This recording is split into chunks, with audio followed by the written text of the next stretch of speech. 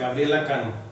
Su señoría, esta defensa considera que la medida cautelar solicitada por el Ministerio Público es totalmente excesiva y desproporcionada.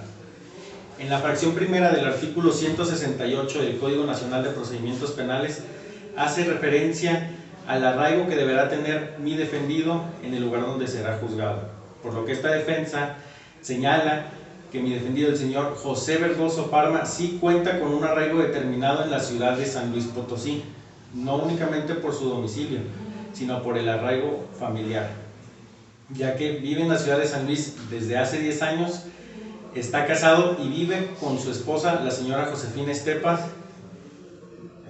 Todo esto proveniente del informe de riesgo de medidas cautelares realizado por la Fiscalía.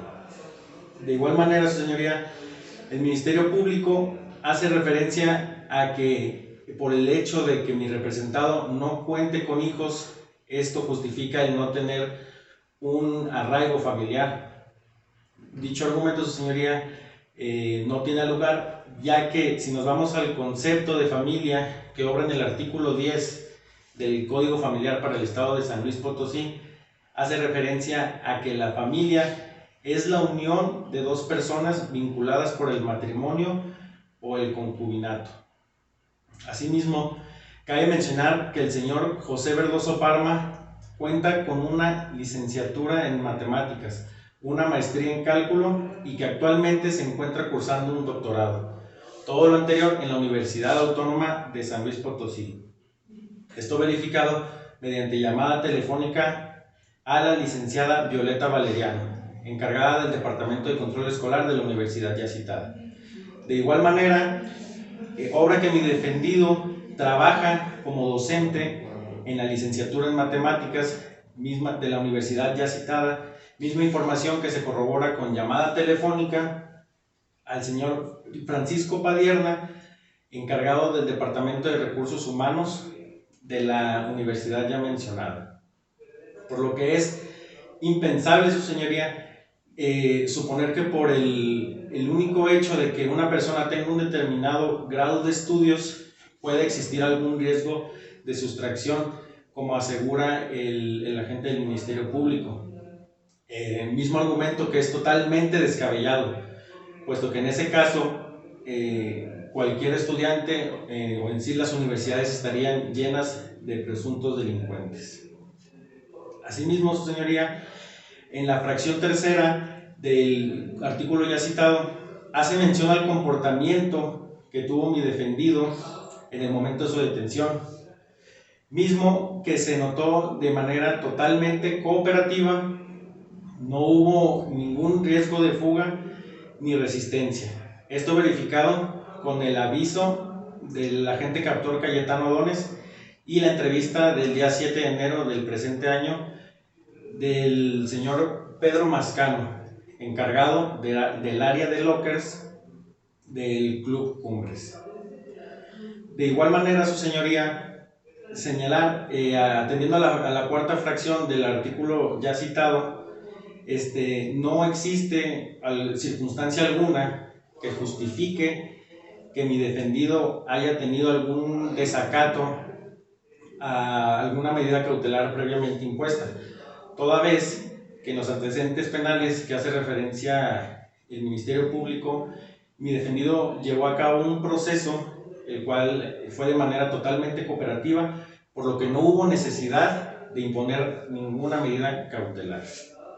De igual manera, señalar que no hay dato de prueba alguno que sostenga el supuesto de que mi defendido haya intentado o acercado o intimidado a algún miembro del club o algún testigo. De igual manera, su señoría, en referencia al artículo 170 del código ya mencionado, el Ministerio Público hace mención al riesgo hacia la comunidad que puede existir por parte de mi defendido. Mismo riesgo que no existe, señoría. Esto debido a que argumenta una supuesta venta de narcóticos dentro del club. Cabe señalar, su señoría, que no hay dato de prueba alguno que pueda sostener dicho supuesto de de venta. De igual manera, su señoría, cabe resaltar que el señor José Verdoso es una persona totalmente tranquila y respetuosa. Esto determinado por la entrevista realizada al señor Rogelio León, amigo de mi defendido, con fecha del 7 de enero del año en curso. Asimismo, con la entrevista realizada al señor Pedro Mascano, encargado del área del club, encargado del área de lockers del Club Cumbres.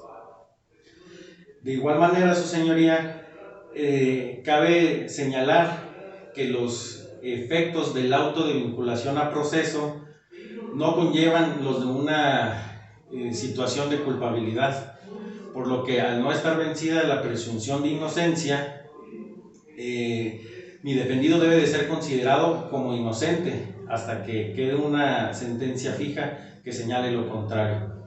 De igual manera, su señoría, manifestar la lealtad del Ministerio Público, esto atendiendo a que hace referencia a que mi defendido debería de tener un arraigo en la ciudad de Aguascalientes, mismo que no existe ningún supuesto dato de prueba que pueda referir o presumir algún arraigo que tenga en la ciudad de Aguascalientes, ya que con todos los datos mencionados provenientes del informe de riesgo de medidas cautelares hace referencia a la ciudad de San Luis Potosí. Por lo que esta defensa, su señoría, reitera la solicitud de que no se imponga ningún tipo de medida cautelar, ya que al no haber riesgo de sustracción ni de obstaculización, por lo mismo no hay una necesidad de imponer dicha medida. Al no haber una necesidad, tampoco hay una idoneidad ni proporcionalidad de la misma, como asegura el Ministerio Público.